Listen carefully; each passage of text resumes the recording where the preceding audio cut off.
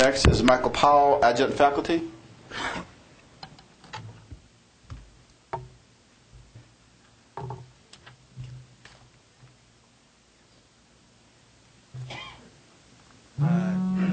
President Lum, Governing Board Trustees, Chancellor Glasper, CEC members, and executive staff.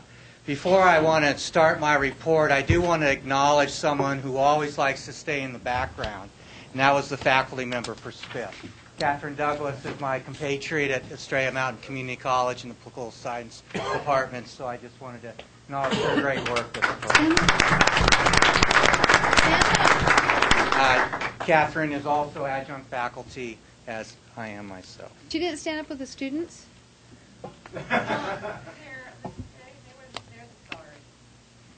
She's very, very modest, and so hopefully I didn't put her on the spot here. I want to thank you for giving this opportunity for me to speak again before you this month. And I'd like to thank Dr. Glasper and Dr. Harper-Marinick for attending our spring conference that took place Saturday, April 2nd. Unfortunately, I was unable to attend because of commitments I had in Colorado. However, I heard that the learning event was very successful, and it was probably our largest turnout that we've had in the history of the event. So we were very pleased with that. I'm also extremely pleased with the progress that we've made on a number of different issues, including indemnification. I understand the Adjunct Faculty Handbook is about ready to be distributed, and a number of other issues that have been on the plate.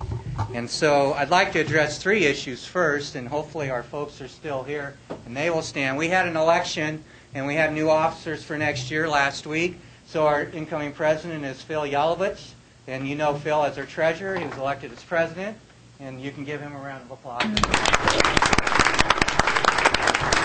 Secondly, our vice president is Mark Banas. He's from Mesa Community College. Mark is a doctorate in religion and philosophy and teaches at Mesa. And then Jennifer Butler-Williams is our new secretary. Jennifer is an instructional design instructional developer at University of Phoenix, teaches communication courses.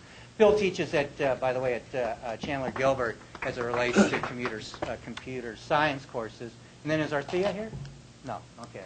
And our fourth officer is Arthea China, who is, has a real strong corporate background and teaches math at Paradise Valley Community College. So we feel we have a real strong board for next year, and I'll be continuing on.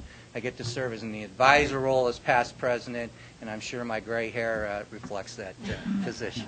So I have a couple other issues I'd like to address. And the first one is that when I did get back, I got a call that there's a rumor out there that the Adjunct Faculty Association is a union. And I'd like to state at this particular point in time that that is not true. And what we are is a 501c3 nonprofit professional association working very hard to develop the professionalism of adjunct faculty. And so I just wanted to put that to rest today. I figure being an organization that represents half the employees and 60% of the students that we teach is more than enough that we need to handle and represents ourselves fairly well. And so the last issue, because I'm kind of reducing the verbiage that I had in here, is that I gave the governing board today a copy of When is an Adjunct an Employee? And you have that in front of you. It's been on our website since April of 2010. And we're basically still waiting to really have a serious discussion about this question.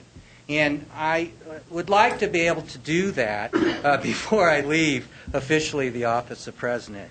And it's our belief, as you read the paper, and the administration is very aware of our position on this, that the practices of the district do not match the policies that is stated that adjuncts become employees the first day of class.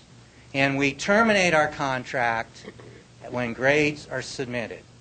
Now that, we believe, creates some real problems, even though it's been a tradition of the district for the last 30 years maybe. It's so far back we can't even figure out how the policy first began. But if you think about it, you are asking people, and for indemnification, we can be identified as employees. But if we're not employees before the first day of class, yet we're doing a variety of different things as agents of the district, preparing for classes, doing the kinds of things, looking at confidential information through SIS, etc., then, and not being employees of the district, I believe that puts the district in a problematic position. And we'd like to be able to work with the district to correct that.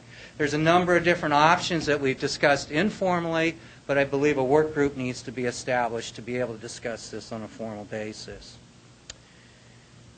So basically, changing conditions of employment that have been established long ago, and those conditions have been a tradition, I think that status needs to be really looked at and changed. Some of the examples or thoughts have been just extending our period of employment, say a week or 2 weeks before the first day of the semester. For example, we're not even have accountability week, unlike residential faculty who begin their teaching contracts during that particular time. So I'll leave it up to the powers to be to begin maybe sitting down and talking about that in a way that then, if it can be brought to some sort of resolution or not, or understanding on our part why it needs to remain the same, we're okay with that. Actually, we really are, and we state that in our position paper. But that, if it doesn't serve the district to have our employment contract or conditions of employment extend beyond the first day of class to include the first or couple of weeks or first week, then so be it. But our position paper is very clear on what we think the risks are to the district when it comes to human resource liability issues and other issues that we're handling and addressing students and their problems while we're not employees. And I think that presents a problem. So I'll accept any questions. Ms. Pearson? So does this mean you don't have national model program yet? I hate to regret that at the current moment. What we do have as a national model, I believe, is the Adjunct Faculty Employee Handbook will be completed. I don't believe there's anything like that. That doesn't even come anywhere near what I was... Well, I understand that. So I would like to be able to report that we're moving forward, but this last month's been a little slow. Well, I'm going to tell you, it sounds like it's a whole lot more slow than just a month, because this is nowhere near the deadline or the timeline for being able to get off the mark on this.